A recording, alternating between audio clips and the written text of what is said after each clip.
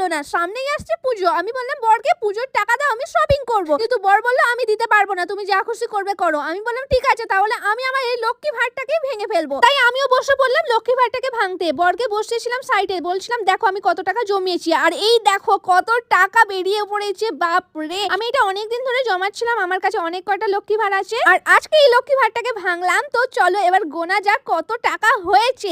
তো আমি না এক একে গুনছিলাম, বরকে রেখেছিলাম টাকা গোনার জন্যই, আর আমি দেখছিলাম যে ও যেন টাকা না সরিয়ে নেই আমার। আর আমার না প্রচন্ড বিরক্ত লাগে এরকম টাকা ভাঁজ করে গুনতে, তাই বরকে বললাম তুমিই গোনো। আমি কিছুক্ষণ দাঁড়িয়েছিলাম, তারপর দেখি অনেক টাইম লাগছে, তাই দুজনে আবার গোনা চালু করে দিলাম। প্রথমে না এইভাবে সাজিয়ে নিতে হয় লক্ষ্মী ভাড়ের টাকা, তারপরে গুনতে হয়। তো সাজাতে অনেকক্ষণ টাইম লেগেছিল, তারপরে টাকা গুনে আমার বর বললো টোটাল আছে 48,700। তাই বরকে বললাম তাড়াতাড়ি আমার টাকা দাও, তুমি 1 টাকাও নেবে না। তাই নিয়ে নিলাম আমি টাকা, আর আমি মজা করেছিলাম, এটা পুজোর শপিং এর জন্য না। ভাড়টা ভরে গেছিল তাই ভাঙলাম। তোমরা কমেন্ট করো 48,700 টাকা দিয়ে কি করা যেতে পারে।